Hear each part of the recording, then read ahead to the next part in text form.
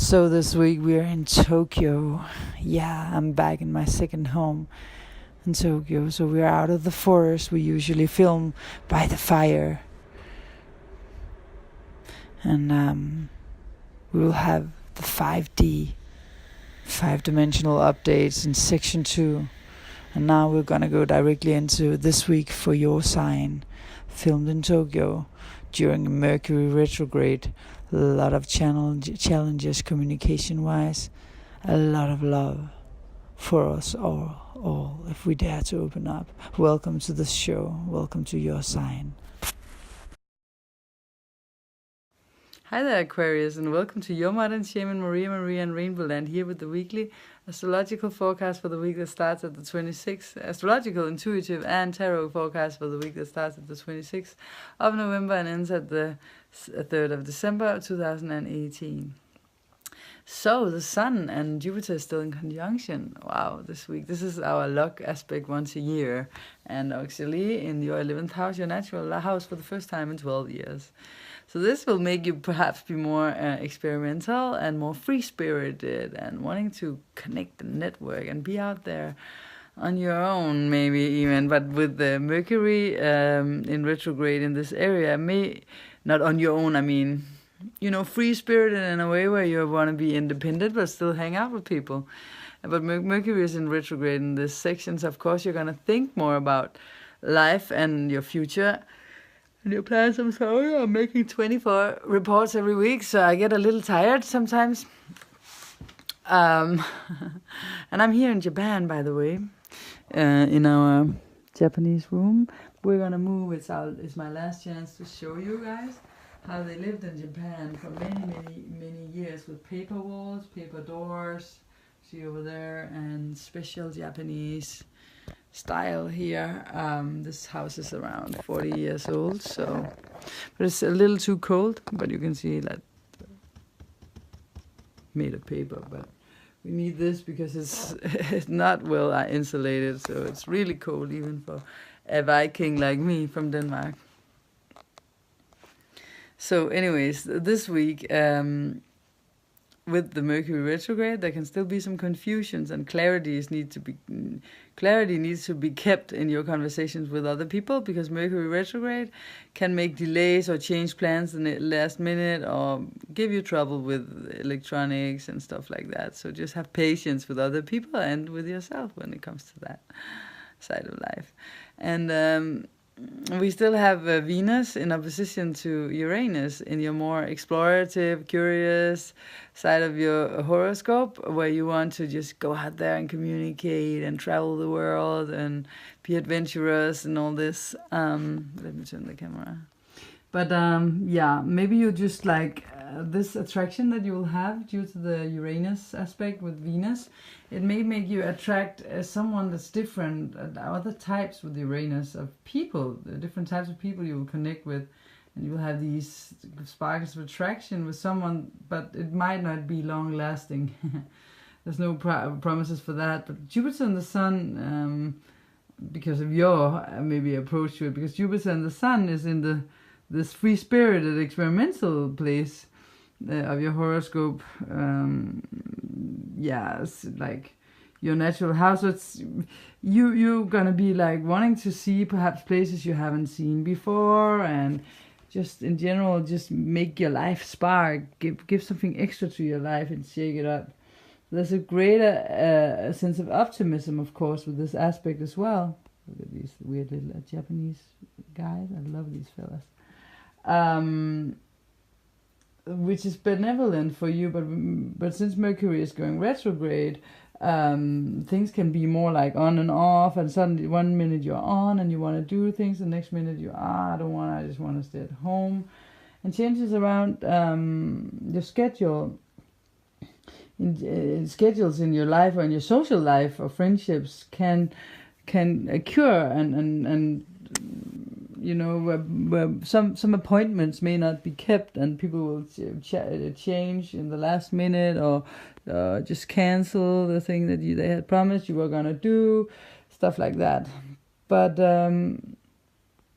with Mars also in your second house, to do with finances, resources, It's a good idea, not to, because there's a square to the things going on up here in your friendship sector. So friendship sector, and I learned always that not to mix money and business with friends this week. With this aspect is what I learned in my time with astrology teachings. So as the weekend comes, Mars is in a very good aspect with Saturn, and this makes the whole thing a little more fun in a way, hopefully. So if you have something that you have been working with on your own or with someone else that is not published yet, but which you made like in a very well researched and well thought through process, where you went into the detail methodically and you're doing everything to make it happen, then definitely something really good and prosperous can come into your life this week as a reward. But if you're more into, the more social and networking side of it, making new acquaintances and commitments, there's a good aspect for this as well. Let's turn the camera and draw the cards of the week. Card of the week for the Aquarius astrology card. I don't think you can see me probably. Astrology card of the week. Whee! For the Aquarius, it already fell out. Which one is it? Oh, it's reversed. Let's see which reversed card we have. Void of course, moon missing. Just a second. Vamos a ver. I am going to draw this. Usually when the moon is void of course, it doesn't make any aspects to other planets. And we are having the moon going through this week. It has a quarter moon square actually on Friday. Virgo, let me see if it has a void of course this week. It will have aspects. It might be as it's going through through Leo. So it's going through Leo. Will it be void of course? Yeah, well, if you only take, of course, it will be in conjunction with Pluto and Saturn. Okay, I don't know, but we could talk about when it's void of course in your 7th house, if we only take the bigger aspects of 90 degrees and 45. Just a second. Tarot card of the week. The void of course moon is usually when it doesn't make any aspects and it's more slow and you had a more tranquil and not really able to connect, which is a little fun with all the connection aspects this week. So maybe there could also be difficulties with this, where there's something missing, a contact is missing, or maybe it's just the schedule that you're trying to keep, but that is going to be, cancelled if something's going to be cancelled. But you will have the strength definitely this week with Jupiter there in Sagittarius, to do these connections, even though something might be missing. It seems like this week you will both have, it could also be that you still work upon something behind the scenes where you don't link up with others at the same time as you have the strength to do other good things for yourself. So it'll be off and on this week. It's probably that what this is implying. But definitely this week, try to take advantage of all the opportunities you have and give it all you've got, especially if it's something that you worked for in details, like really scrutinized. I would go for it this week. But of course, the most important thing for me is to tell you don't follow trends, follow your heart. See you in section 2 of this program, Aquarius.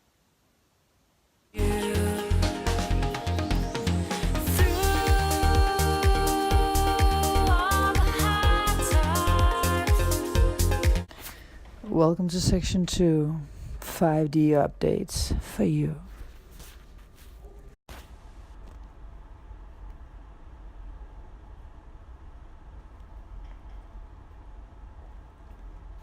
So as I said before, Mars is in Pisces now, since the 15th of November. That is the 12th house collectively.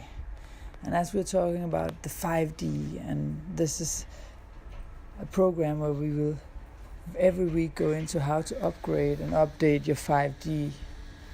Then prayer is something very important here. And for 5D, the 12th house is essential. So Mars being our actions, our motivation, getting things done with self-esteem, wanting to push forward, energy, then yes, of course, we need to talk about Mars and Pisces in regards to the 5D upgrade. With Mars and Pisces, we are less motivated to go after the 3D goals. We are more motivated to pursue the spiritual or more emotional drives during this cycle. And it's gonna go on until we reach January, where Mars is returning to Aries. So we should always try, or we could always try to take advantage of wherever a planet goes, and whenever a planet enters a certain field, there's certain doors that just opens that much easier. That's why I make these reports, for you to be notified about what you can take advantage of now. Our energy during a phase like this is more variable rather than straightforward, and also up and down. We dislike confrontation during this period, which is good, because Mars often gets into a battlefield. So we often put other people's needs ahead of our own during this cycle. So that is our more idealistic side that comes to the forefront. But prayer has also got to do with the 12th house.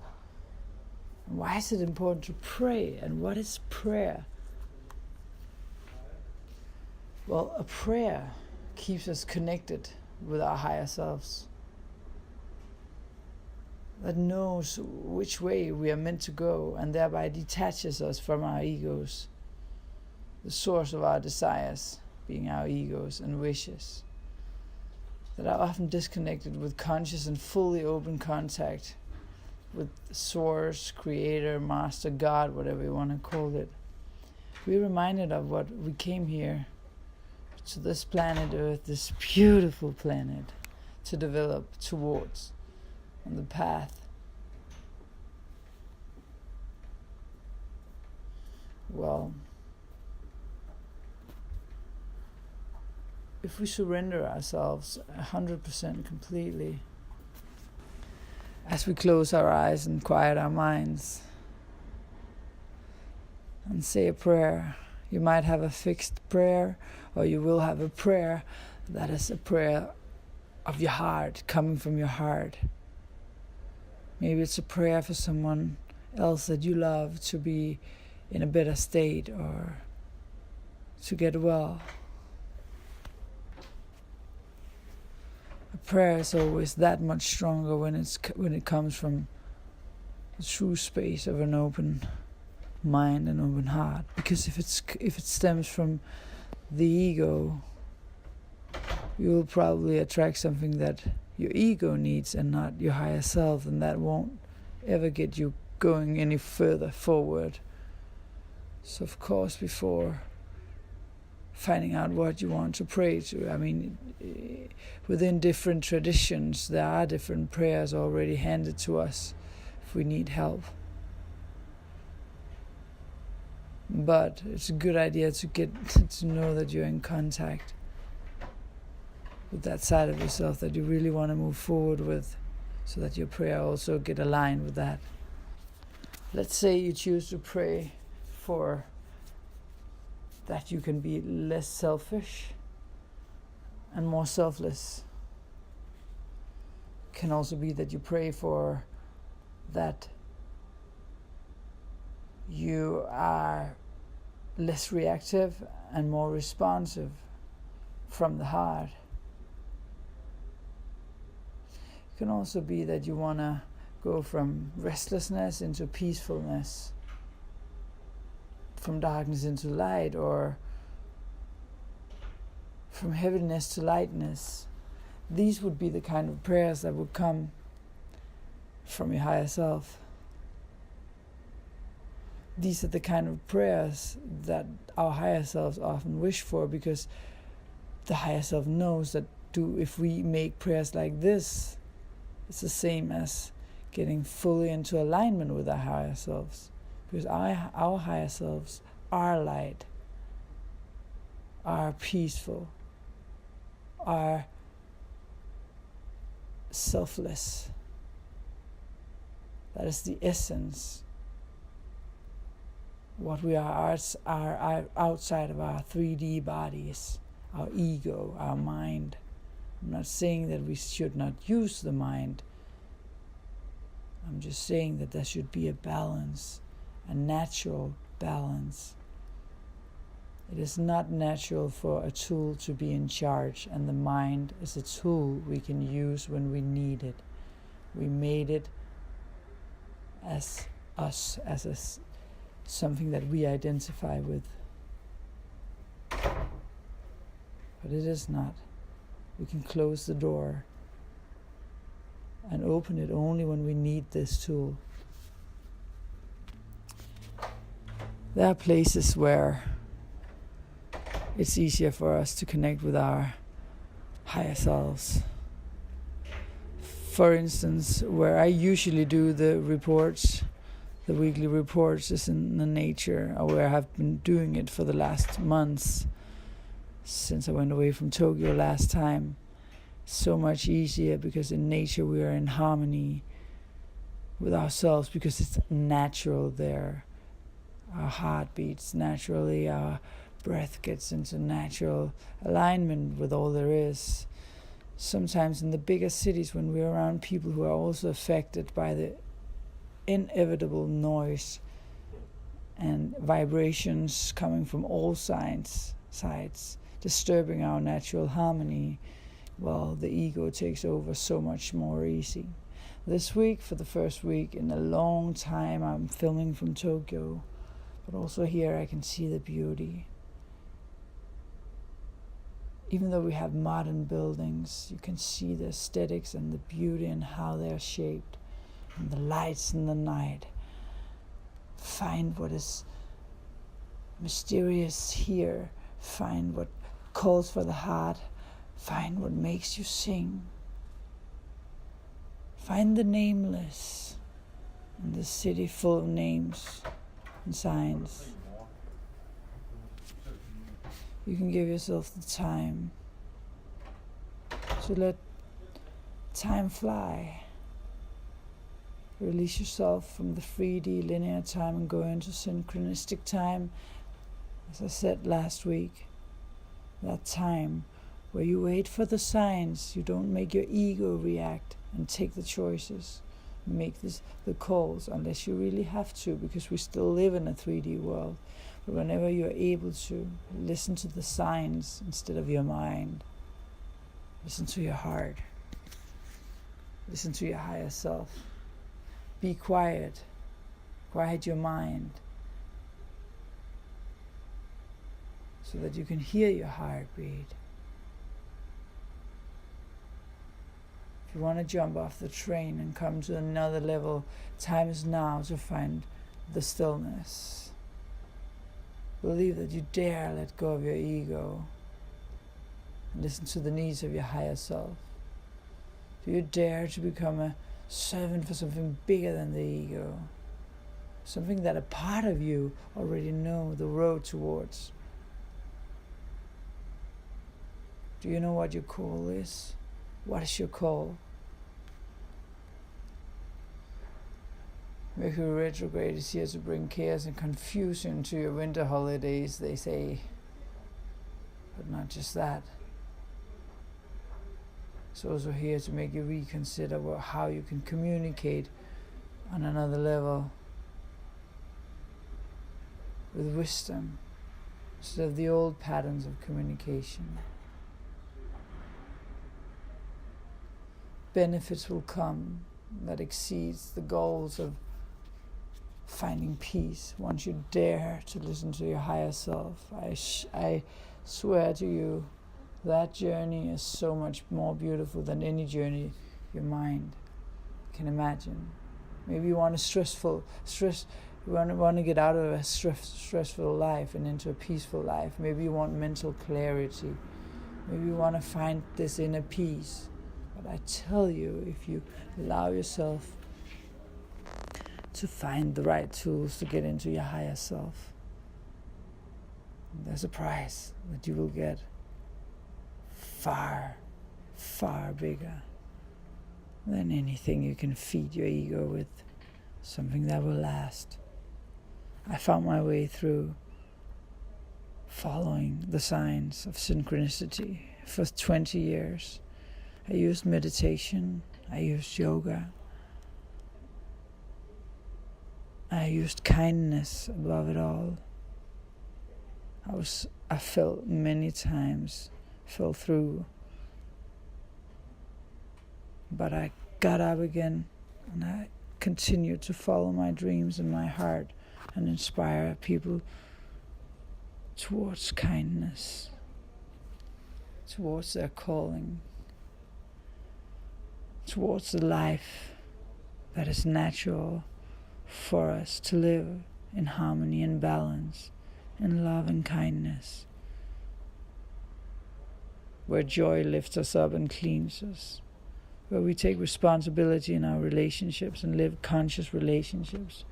But the choice is yours. You can make the difference around you, all around you, but you have to make the choice.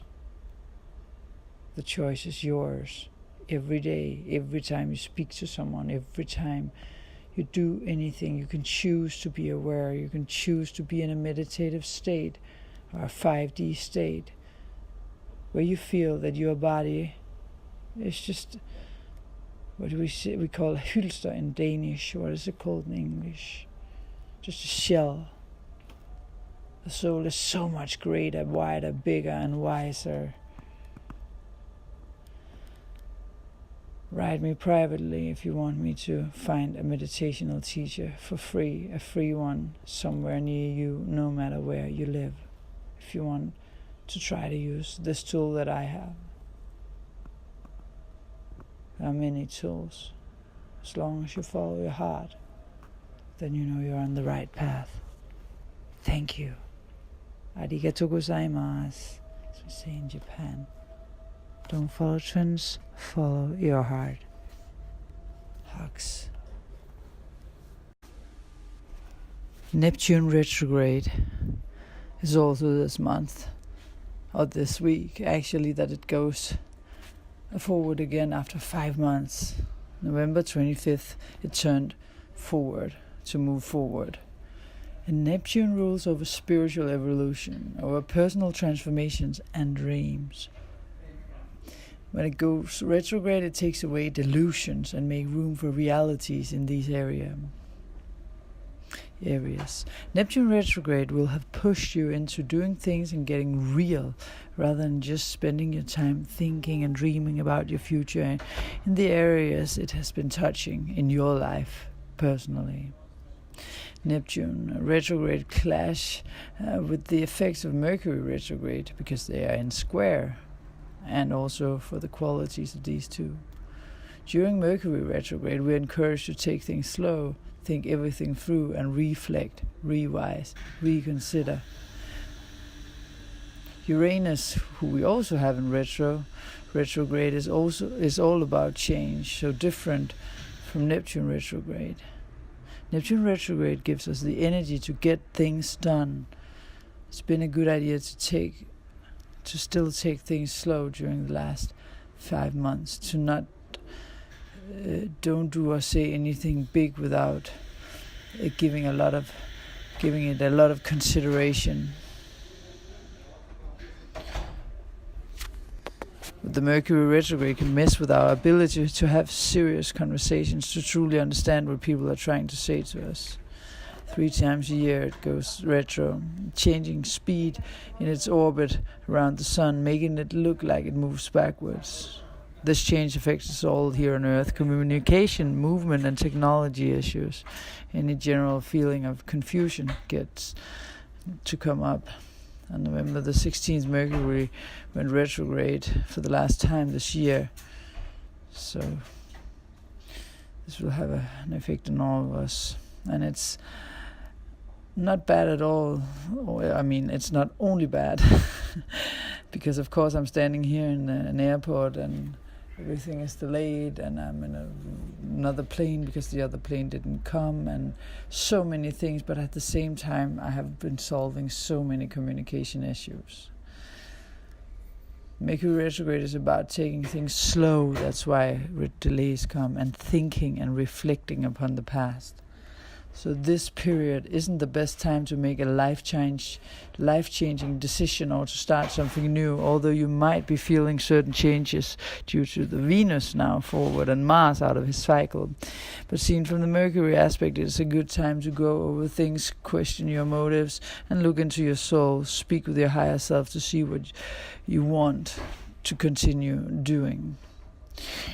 Mercury retrograde gives us the opportunity to improve how we communicate our messages, our whole essence, and our energy vibrations to others.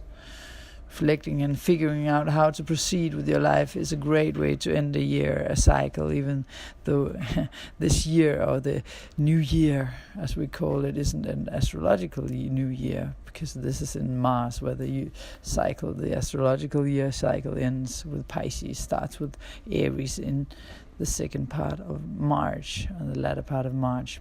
But it's a really good starting point in getting a fresh start as we enter January, where Aries will also get back into his sign and start over new.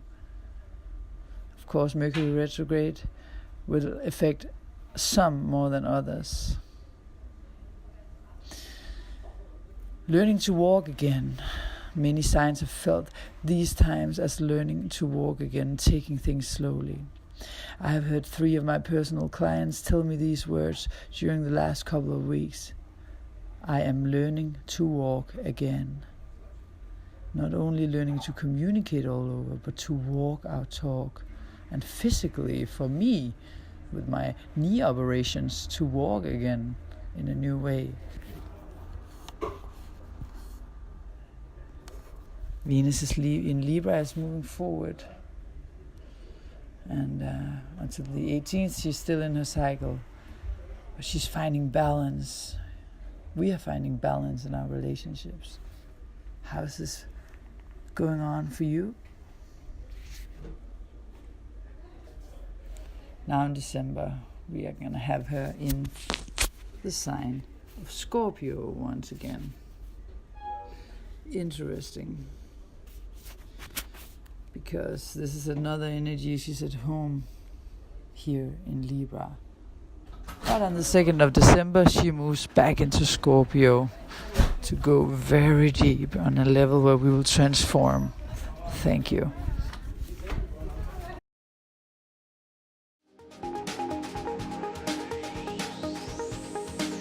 There is this angel saying, I'm gonna find my way back home. The secret is love, he said.